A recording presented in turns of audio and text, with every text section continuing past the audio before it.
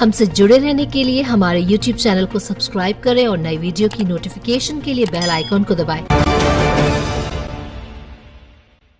नमस्कार, आप देख रहे हैं SKK न्यूज पर। पटना से सनोवा खान ब्यूरो रिपोर्ट के साथ राजा कुमार पोट्टू की रिपोर्ट।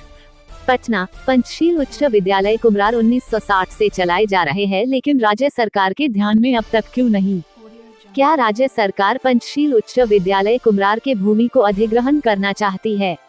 आखिर शिक्षा के पाठ को 60 साल बीत जाने के बाद भी पंचशील उच्च विद्यालय कुम्हरार को निर्माण को लेकर दरकिनार क्यों कर दिया गया? यह स्कूल लगभग 60 साल पुराना है। बिहार सरकार के अंतर्गत नौकरी वाले को 60 साल में रिटायरमेंट का समय आ जाता है। क्या इस स्कूल को भी रिटायरमेंट लेना होगा? स्थापित 1960, अधिग्रहण 1980 किया गया था। उस समय से लेकर अब तक 4 कमरों में ही उच्च स्तर की पढ़ाई कराई जा रही है।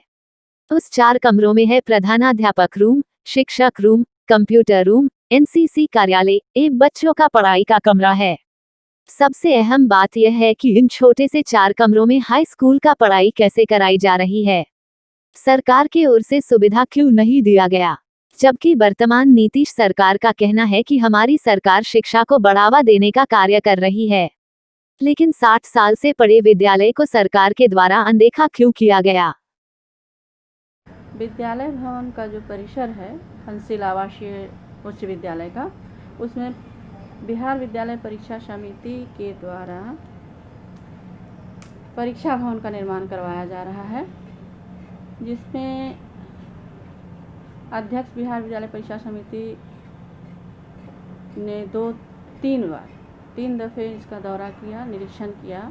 उस क्रम में जो बात आई सामने, उसमें ये कहा गया कि परीक्षा भवन के साथ साथ विद्यालय भवन का निर्माण भी होना है।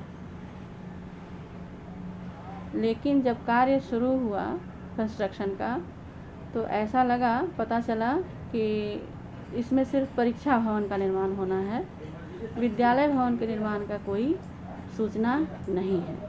तो ये आपको कैसे पता चला? किनके द्वारा पता चला? ये पता चला यहाँ से जो कॉन्ट्रैक्टर, जिनको ये कॉन्ट्रैक्ट मिला है निर्माण कार्य का, उनके द्वारा पता चला। जब उन्होंने नापी करना शुरू किया तो हम लोगों ने कहा कि यहाँ तक नापी कर रहे हैं तो विद्यालय तो यहाँ से समाप्त हो जाएगा, सिर्फ भवन रह जाएगा, बाकी आगे कुछ भी नहीं रह पाएगा। तब उन्होंने बताया कि नहीं मैडम, यहीं तक से है। कहा गया है कि जो विद्यालय का भवन निर्मित है उसको टच नहीं करना है, बाकी का ज़मीन जो है बाउंड्री चारों तरफ से करते हुए आपको परीक्षा भवन का निर्माण करना है। जब आपके बड़े पदाधिकारी के द्वारा औचक निरीक्षण किया गया था, तो निरीक्षण के दौरान तो कहा गया था कि आपके विद्यालय का भी निर्माण किया जाएगा। जी हाँ, मौखिक। उसके बाद उन्होंने ये भी नहीं कहा कि आपको कोई प्रतिवेदन देना है या कुछ करना है, इसलिए मैंने कुछ दिया नहीं, क्योंकि उनका आदेश था। DO साहब पटना के द्वारा भी यही कहा गया था कि विद्यालय में कोई निर्माण न कराया जाए, क्योंकि विद्यालय भवन का निर्माण होना है। और फिर अध्यक्ष बिहार विद्यालय परीक्षा समिति ने भी अपने कर्मी जो उनके नीचे थे उनको कहा कि नोट कर लीजिए कि विद्यालय भवन का भी निर्माण होना है।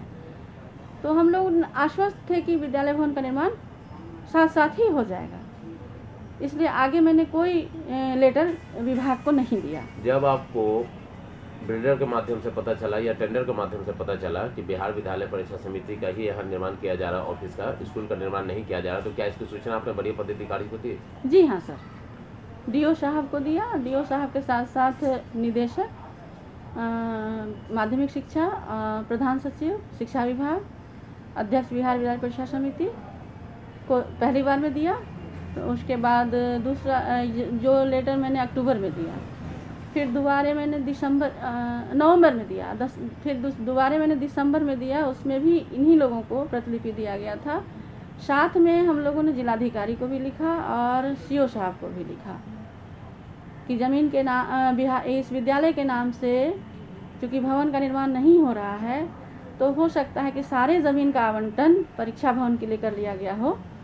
तो ऐसा अगर है तो विद्यालय के लिए भी जो अच्छे से संचालित हो सके, विद्यालय के लिए जो ज़मीन चाहिए हो, उतना ज़मीन का आवंटन करते हुए विद्यालय भवन का निर्माण कराया जाए, क्योंकि दोनों ही संस्थाएं सरकारी हैं और यह विद्यालय बहुत ही पुराना है, लगभग 40-50 साल पुराना है। तो इसका पुनरुद्धार तो होना ही चाहिए। और पटना जैसे शहर में ये विद्यालय सिर्फ 4 कमरे में और खपरेल है। जबकि इसके पास पर्याप्त ज़मीन है, उसके बावजूद इसका विकास संभव नहीं हो पा रहा है। मतलब आपके अपने स्कूल का पर्याप्त जमीन है अपना, जो डेवलप हो सके, बन भी सके और बच्चे लोग अच्छे से पढ़ सके हैं? जी हाँ, जमीन तो पूरा इस परिसर का पंचशील आवासीय उच्च विद्यालय परिसर ही है, जिसको कि बिहार विद्यालय परीक्षा समिति ने परीक्षा भवन निर्माण के लिए अधिग्रहित किया और उन्होंने कहा कि विद्यालय भवन के साथ साथ परीक्षा भवन भी बनेगा।